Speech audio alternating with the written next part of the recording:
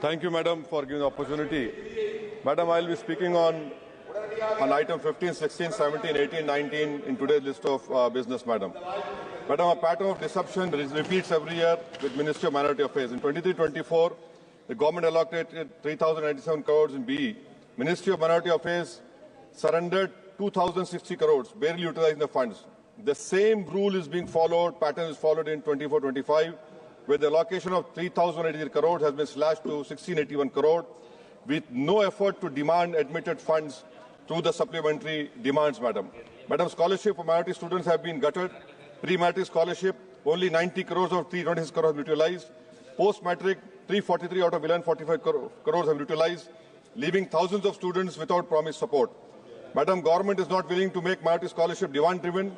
The unit cost of scholarship for 3 schemes have not been revised in 2007 and 8, and scholarships are not being sanctioned because of lack of approval by Cabinet Committee of Economic Affairs since 22-23.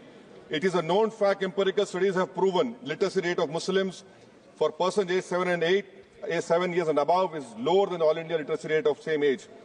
According to one study, madam, the higher education Muslim enrollment is 8.91% compared to All India communities 26.7. Madam, PM Vikas, a scheme meant for skilled and entrepreneurship of minorities, has met the same fate. 540 crore allocation in 2024, only 240 crores have been utilized. This scheme was aimed to benefit 9 lakh candidates by 25-26. The budget has been slashed from 500 crores B to just 20 crore in RE 24-25, madam. Madam, in supplementary grants, Ministry of Agriculture, there is a scheduled caste sub-plan. Since 2021, utilization has never crossed 70%. I demand from the government to ensure that the scheduled caste sub-plan, their scheduled caste farmers must benefit and not then let them sit on paper year after year. Ministry of Fertilizer and Chemicals, madam, in this supplement demand, 14,000 crores is being asked. Madam, this is not budgeting, this is firefighting. This talk of Atmanirbhar Bharat is only empty talk. How did the government allow such a critical sector to be held hostage by China?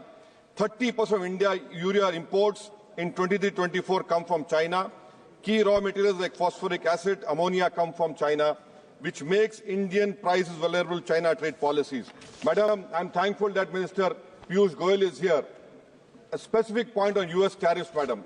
Goldman Sachs estimates that if the US imposes tariffs, this could decrease India's GDP growth by 0.6%. Madam, US is a major buyer of Indian agricultural produce. We export nearly 6 billion of agricultural produce to US.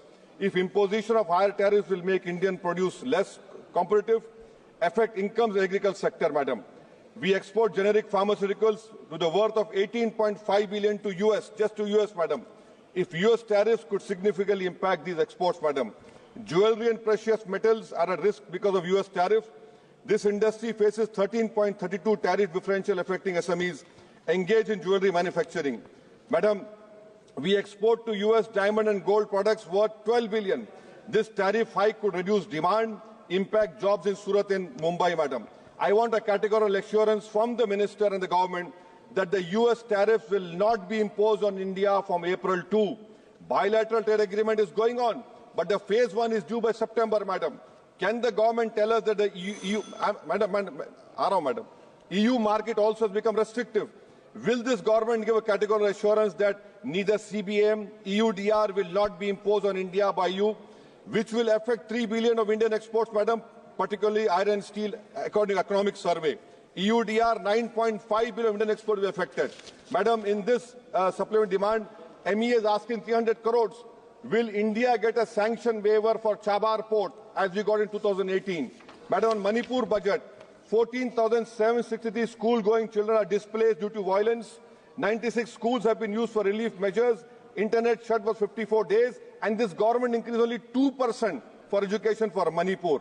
Madam, 258 killed, 60,000 displaced, which includes 22,000 children, 1,000 injured. And in displaced camps, madam, on Manipur, madam, concluding, 65.8 are suffering of PTSD, 24.8% experience moderate anxiety.